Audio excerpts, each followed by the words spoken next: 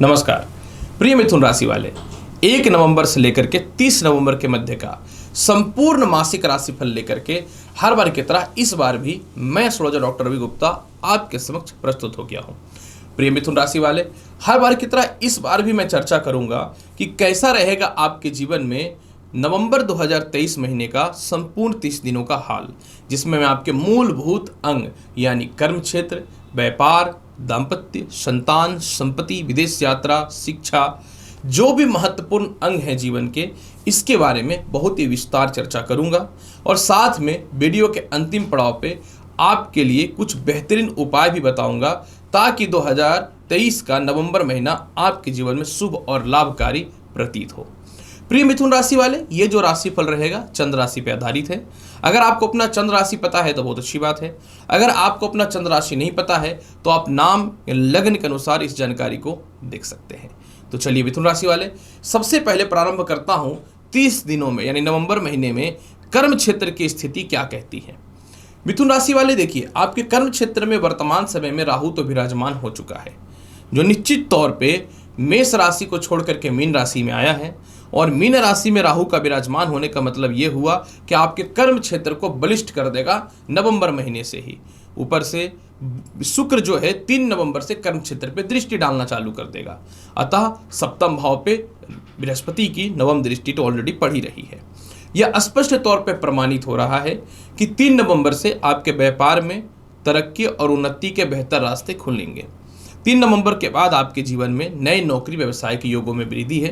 पिता से और सीनियर अधिकारियों से बेहतर लाभ होता हुआ दिखेगा 3 नवंबर से, क्योंकि शुक्र की उच्च की दृष्टि मीन राशि पे कर्म क्षेत्र पे पड़ना, जहां पहले से उसके मित्र ग्रह राहु का विराजमान होता।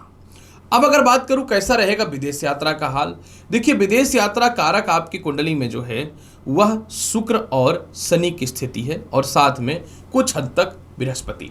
मैं बहुत ही क्लियर और स्पष्ट बताना चाहता हूं। एक बात तो यहां पे खैर कंफर्म हो रहा है कि आपके जीवन में शुक्र जो है ये 3 नवंबर से चतुर्थ भाव पे नीच का हो रहा है। मतलब द्वादश का मालिक का नीच का होना ये गुड साइन है, क्योंकि शुक्र नीच का चतुर्थ भाव पे हो रहा है। जब चतुर्थ भाव का स्वामी कमजोर होता है तो मनुष्य अपने जीवन में विदेश यात्रा 100% करता है। मतलब आपके जीवन में नवंबर 23 में एक चीज स्पष्ट हो रहा है कि आपके जीवन में 3 नवंबर से विदेश यात्रा का योग बिल्कुल ही प्रबल होता हुआ दिख रहा है। लेकिन इसमें विशेष प्रबलता मिलना चालू हो जाएगा आपके जीवन में 17 नवंबर से, जब द्वादश भाव पे सूर्य की दृष्टि, मंगल की दृष्टि पड़नी प्रारंभ हो जाएगी। और कुछ हद तक जो है 6 नवंबर से बुध की भी दृष्टि पड़नी चालू हो जाएगी। मतलब द्वादश भाव पे 3 ग्रहों का दृष्टि पड़ना और द्वादश भाव के स्वामी का नीच का होना विदेश यात्रा करवाता है। मतलब आपके जीवन में संजोग तो 3 नवंबर से बनना प्रारंभ हो जाएगा, लेकिन 17 नवंबर से विदेश यात्रा में विशेष प्रबलता हो जाएगा, क्योंकि बन जाएगा विपरीत नामक राजयोग। अब हम लोग चलते हैं कैसा रहेगा आपके जीवन में इनकम का हाल, क्योंकि बिना धन का तो कुछ तो होने वाला है नहीं। देखिए मिथुन राशि वाले, यह बात तो खैर कन्फर्म है कि कोई भी बात तो मैं छुपाऊंगा नहीं। जो भी बोलूंगा बहुत ही सीधा सीधा और स्पष्ट तौर पे ही बोलूंगा। आपके आय स्थान पे बृहस्पति विराजमान है, लेकिन ये वक्र पोजीशन पे है। आय स्थान के अधिपति मंगल जो है वो पंचम भाव में विराजमान होकर के जो है आय स्थान को देखेंगे 16 नवंबर तक। मतलब 16 नवंबर तक कहीं से भी धन की कमी नहीं है, ये बात तो 100% कन्फर्म हो गया। लेकिन 16 नवंबर के बाद, क्योंकि 17 नवंबर तक सूर्य की भी दृष्टि कर्म क्षेत्र पे है और 6 नवंबर तक बुध की भी दृष्टि आय क्षेत्र पे, माफ करेंगे कर्म क्षेत्र बोल दिया। मतलब आपके जीवन में एक ग्रह का आय क्षेत्र पे विराजमान होना और इसके अलावा 3 ग्रहों की दृष्टि बहुत ही प्रबल जो है धन योग बनाता है। लेकिन होगा क्या, ये तीनों ग्रह की दृष्टि 17 नवंबर से समाप्त हो जाएगी, लेकिन आपके आय कारक मंगल जो है स्वयं की राशि षष्ठ भाव पे विराजमान होकर के विपरीत योग बना देंगे। अतः एक बात तो कन्फर्म है कि धन की कमी तो नहीं होगी, लेकिन हाँ एक बात है कि 16 नवंबर के बाद आय में थोड़ी कमी हो सकती है, परंतु ऐसा नहीं है कि हालात बहुत खराब हो जाएगा। 17 नवंबर तक कुछ ज्यादा धन की प्राप्ति, क्योंकि आय स्थान पे उच्च के सूर्य की दृष्टि भी तो बनी हुई है ना, इसीलिए।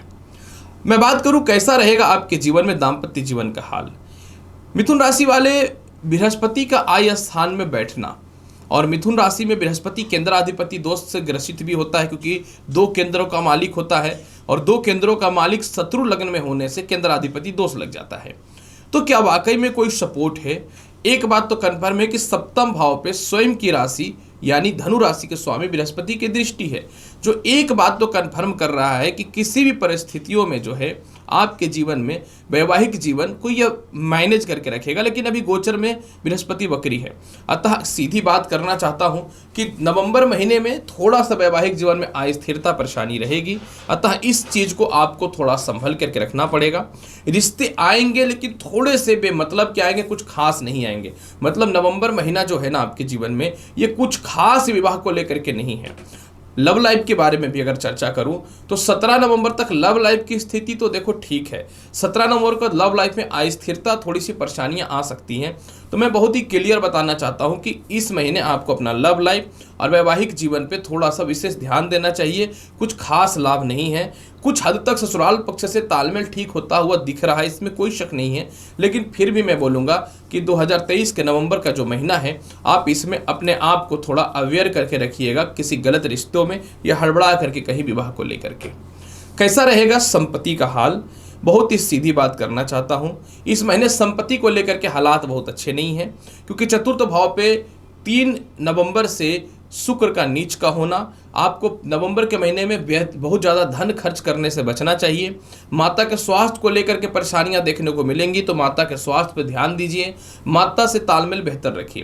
हालांकि पिता से कुछ धन की प्राप्ति या संपत्ति को लेकर कुछ फायदे होने की उम्मीद बन सकती है, पर मैं बहुत ही क्लियर बताना चाहता हूं कि आप किसी भी परिस्थितियों में देखिए संपत्ति के मामले में और दाम्पत्य जीवन के मामले में बच के रहिए। हड़बड़ा करके कोई वाहन वगैरह भी परचेज ना कीजिए, देख के सोच समझ के कोई भी संपत्ति परचेज करिएगा।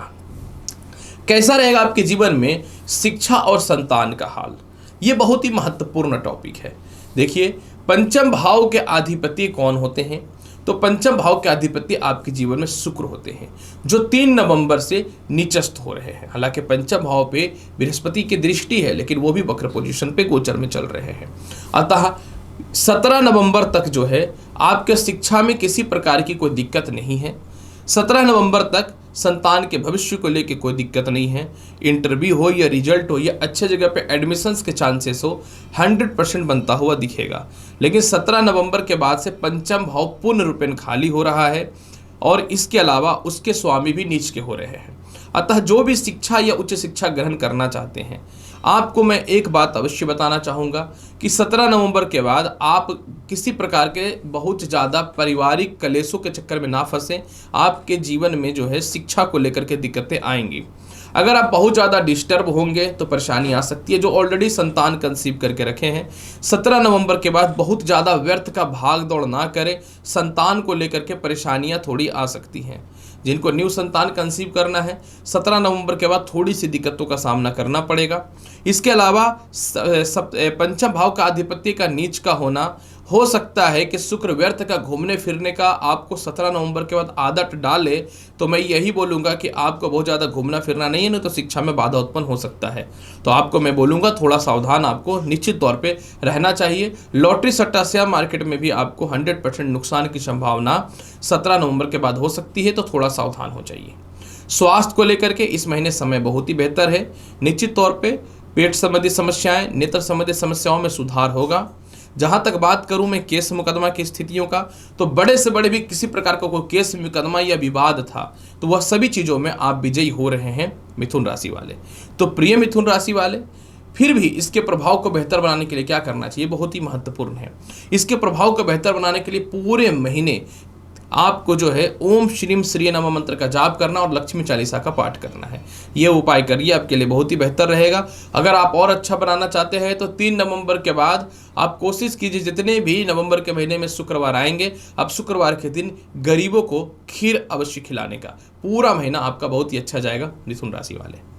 तो मिथुन राशि वाले, नवंबर महीने का संपूर्ण राशिफल प्रेजेंट कर दिया। उम्मीद करता हूं कि बताई गई जानकारी से संतुष्ट होंगे। चैनल पर नए हैं तो लाइक करिए, शेयर करिए, सब्सक्राइब करिए।